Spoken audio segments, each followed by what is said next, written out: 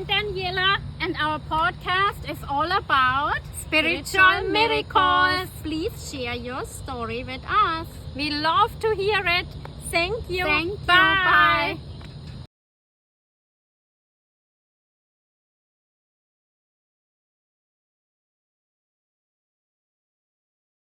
Thank you for having me. It's a pleasure. Okay, yeah, people usually like to hear about my near-death experience. So I was at a party drinking, and it was kind of a cute story because I drove my mom's little Bobcat, it was like a little Ford car back in 1976, and I didn't think I was too high to drive, but I kind of made up a story to leave my car there and talk to the girl who was having the party the next day. Because the party was really happening, there was loud music, the house was crowded, people dancing. And so I had my friend drive me. I was staying at my parents' house because I was visiting from Colorado into the northeast of the United States. And I had my friend drive me to my parents, and almost back there, I realized my sister needed the car the next day. So I had him bring me back, and I remember going into the party to tell the young lady. I mean, in my mind, I imagined her as a young lady, but she was my age, and so I went in and told her, yelling, trying to be louder than the music, and then I remember walking through the crowd to get to the front door. I don't remember walking out of the door. I have some glimpses of walking on the path that was in front of the house to get to my car, and then the next thing I remember, I was out of my body in the white light. It was all white around me, and where was looking down, my body was leaning against a tree with my legs straight out like this, and a police officer was crouching over me. The car was there, smashed, and I did go back and look at both the tree and the car after, and the car, when I looked at it, I was surprised that I lived, because I didn't see where I could even fit in there. And on the tree there was this little dent, so basically I fell asleep and crashed into a tree.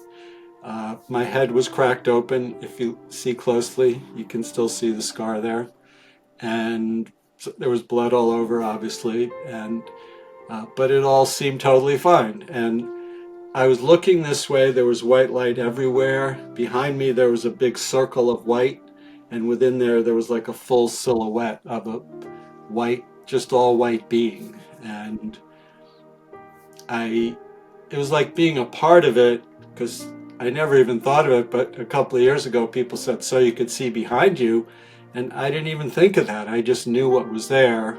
And then the being, and I don't know how long it was, a lot of it was how I felt, that it just felt so nice. Like the closest thing I can compare it to is on one of these days where the weather is just perfect and it's almost like so nice you feel it on your skin, or that's my experience. And however much time it was, it didn't, I mean, when I tell the story, it's like a minute, but it seemed much longer than that, but not like I was there for years, like some people say when they have an NDE.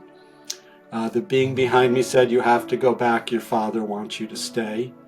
I knew that the father, that being was talking about, at this point, I didn't even know what it was at all. But I knew that the father was referring to God, not my physical father. So I went back into my body and came to 3 days later in the hospital.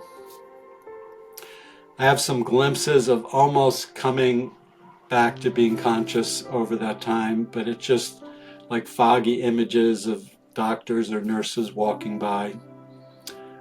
When I was well enough in the hospital, I didn't get that much medical information, but what I do remember very clearly is when my parents came to pick me up, I had to stay in the hospital bed until they got there. I was fully clothed, and then I stood up, and the neurologist was there, the general practitioner doctor was there, and my parents, and over on the other side of the bed was a nurse. just the neurologist talked to my parents a bit, and then when he left this little circle, he put his face right next to mine and said, "You're lucky." And he just had this smirk on his face like he did such a good job, and he did. And then the nurse who happened to be in the room doing something else said, "Yeah, it was touch and go for a while."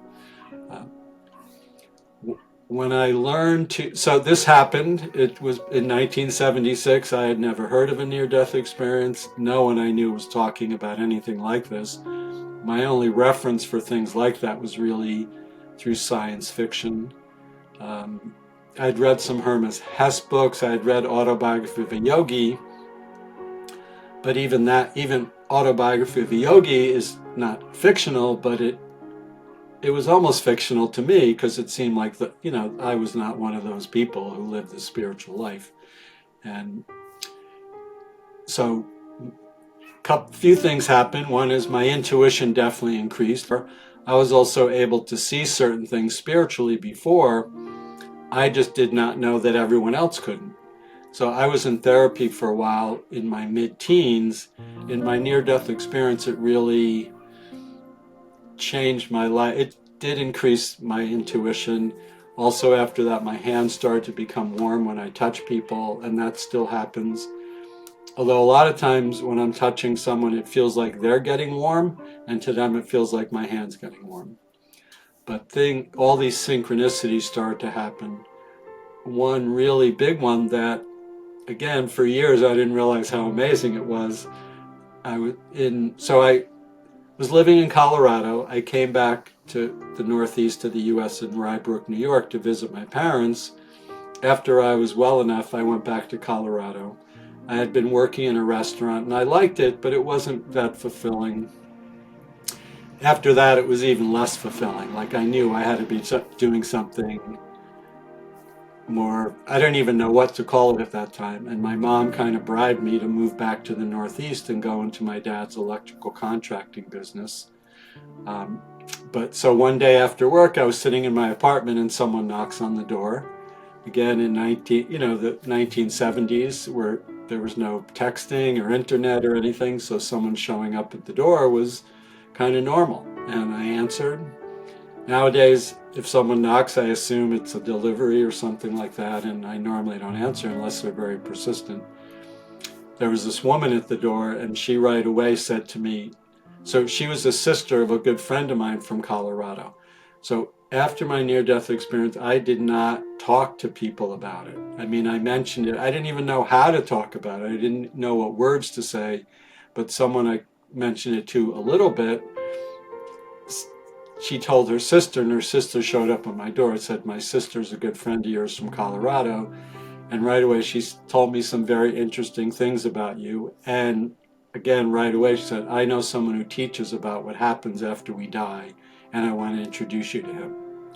So this woman shows up, introduced me to my first spiritual teacher when I wasn't even really consciously looking, and that's pretty cool. So I've had, my life just started unfolding on a spiritual path, and I definitely resisted for quite a while. Not even resisted, it just, was brought up, get a job, make a good living, you know what I mean, kind of thing. And so, but when I talked to this, he was a Sufi sheikh in the Mevlevi dervishes, right away, I mean, he just told me what I needed to hear, so I didn't, but this was the beginning of years of studying with this person, learning a lot of really cool things. Part of being in the white light, I don't know how long it was. It doesn't seem as short as I tell the story. It does feel kind of timeless, I guess.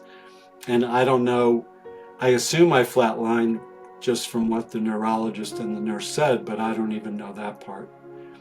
But when the Sufi sheikhs start to talk to me first, so Sufis are Islamic, and I was born Jewish, but he started to talk to me about Mary and Jesus right away. And the thing that really touched me, he said Mary was so open to God's love that she could manifest the Christ, and that love and that feeling, it's like, oh, that's what I experienced in my near-death experience. Then as soon as he started to talk about Jesus, that's when I knew that being behind me was Jesus. It's kind of like if you see something you think is interesting, I compare it to, sometimes I look at plants or birds and I don't know the name of them. I'll look it up in a book, and then I know what to call it. That was kind of like what happened. I remember knowing to go back into my body, and it was sometimes people say, did you have a choice to stay? I didn't even think of that. All these things that people have a lot of time to think about it because people know about it. And I just, everything's good. Everything's going to be good there. Everything's good here. And so I went back into my body, and looking at my life, I've been on a mission ever since. Definitely.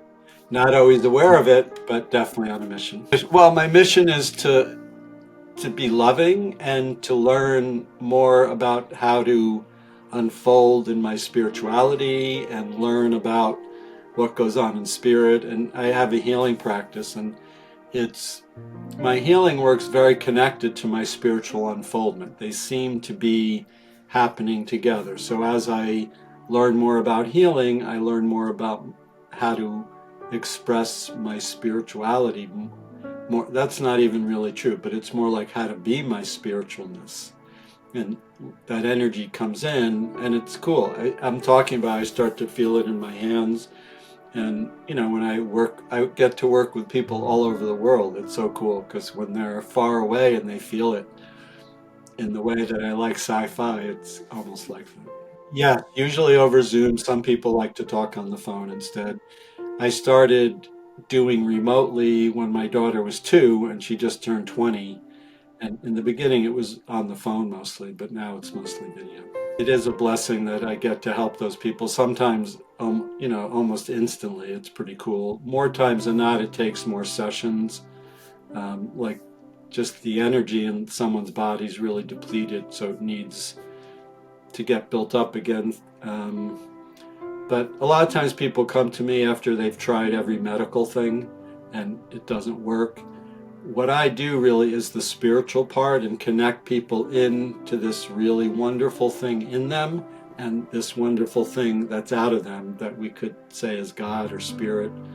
I mean, there's angels, there's the prophets, there's the archangels, there are all these positive beings in spirit that help. It also involves getting off negative energy off of the people, or sometimes there's negative beings in spirit that it's good to get rid of them too. But so physical things, some people come for emotional, mental, sometimes people want to get a better job, I can help them. Have a child. There are people who just come, they just want to be more spiritual. So pretty much anything. But what I'm doing is doing this spiritual alignment, and in a certain way the other things are just positive side effects.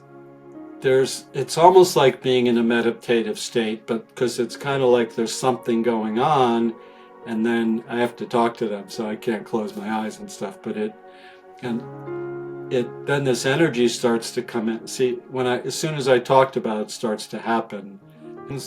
Sometimes I hear words or messages in my mind, and so know it that way.